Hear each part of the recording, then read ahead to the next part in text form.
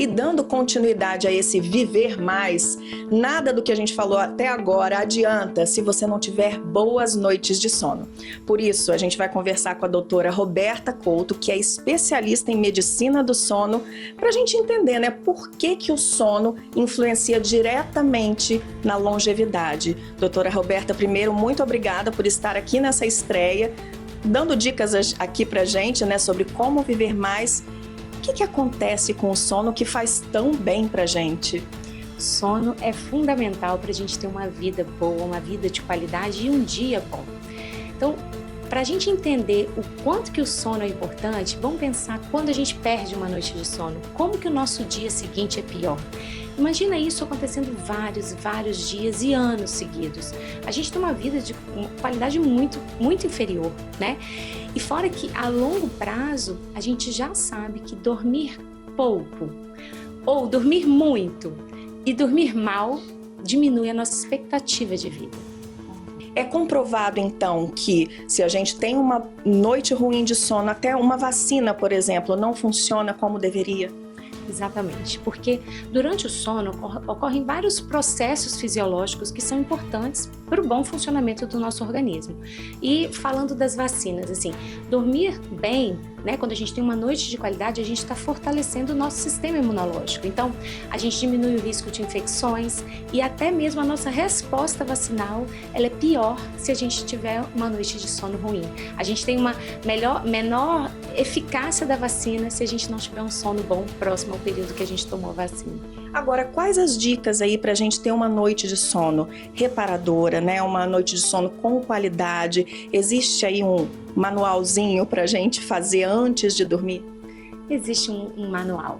O que é importante? A gente lembrar que ter rotina. Então, todos os dias, preparar uma rotina para dormir. A gente tem que preparar o organismo para dormir. Apesar de muitas pessoas desejarem que a gente ligue e desligue como um botão, não é assim que o nosso corpo funciona, né? Então a gente tem que diminuir aquela agitação, preparar o corpo, e fazendo isso todos os dias, você vai condicionando o seu organismo que toda vez que eu tomo um banho, que eu sento para ler alguma coisa, que eu ouço uma música, faço até uma meditação guiada, logo depois eu vou dormir. Então você está educando o seu corpo que logo depois você vai dormir. Então ter uma rotina de sono é bom. Agora também a questão do medicamento para dormir. Dormir bem também não quer dizer que você, eu vou dormir bem porque eu tomei um medicamento e eu vou ter uma boa noite de sono. Não é essa relação aí é um pouco complicada também. O que a gente fala assim, entre não dormir e dormir com alguma medicação adequada, você está até melhor dormindo com medicação adequada.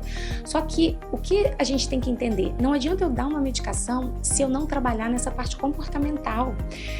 É como se a gente tivesse desaprendido a dormir. E a gente tem que voltar aos hábitos, porque a medicação ela vai entrar para associar a essas mudanças de comportamentos ruins que a gente adquiriu ao longo dos anos. Então, tem medicações que fazem a gente dormir, mas não fazem ter um sono de melhor qualidade, né? Você vai ter tempo de sono, mas não vai ter qualidade de sono. Então, medicação tem papel? Tem ainda, mas não sozinho. Não podemos colocar medicação sem trabalhar essa parte comportamental, que é muito mais difícil.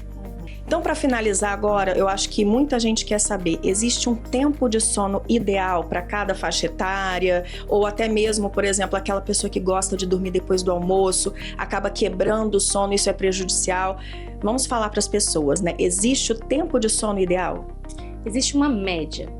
Esse tempo de sono, ele varia com a idade. Então, as crianças precisam de um tempo maior de sono do que os adultos e os idosos. E existe também uma variação individual. Tem pessoas que dormem menos e ficam bem durante o dia, e tem pessoas que precisam de mais horas de sono. Então, se a gente pegar nos adultos, a gente precisa em torno de 7 a 9 horas de sono.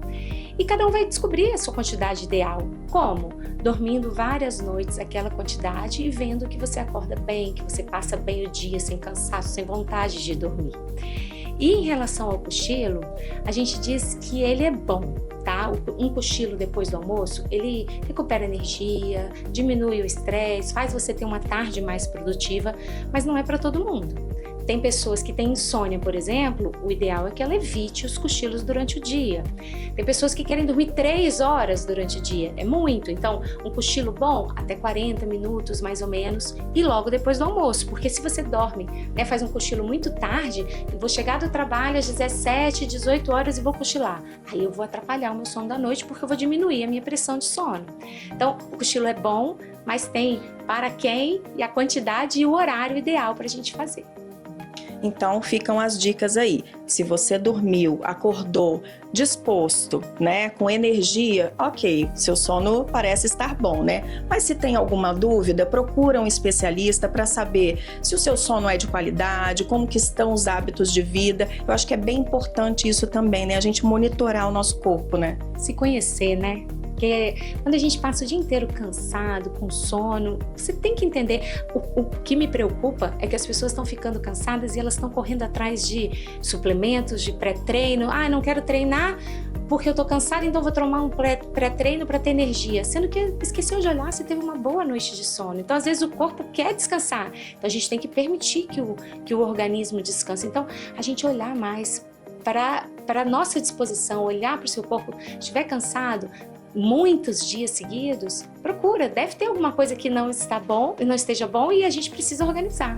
Eu acho que aquela produtividade tóxica, né, como se diz hoje, também é muito prejudicial, né? As pessoas estão querendo além do que o organismo dá conta de fazer. Então, isso é muito preocupante. E outra coisa também, respeitar o seu ritmo biológico, né? Cada um tem uma predisposição genética para o horário que está mais desperto, que rende mais no exercício, que rende mais no trabalho. Então, às vezes as pessoas falam assim, rende bem quem gosta de acordar às 5 da manhã e treinar cedo. Não é para todo mundo. Tem pessoas que realmente vão render mais nesse horário. Tem outros que precisam estar dormindo nesse horário. Então, a gente tem que se conhecer mais, né? Eu acho que a gente está querendo seguir uma fórmula mágica e isso não existe. Cada um tem que olhar para si e seguir o seu organismo. Acho que isso é muito importante. Ter um carinho por si mesmo, né? Doutora Roberta, muito obrigada pelas suas dicas. Então, fica aí, né? O convite para você se cuidar mais, para você viver mais e se conhecer.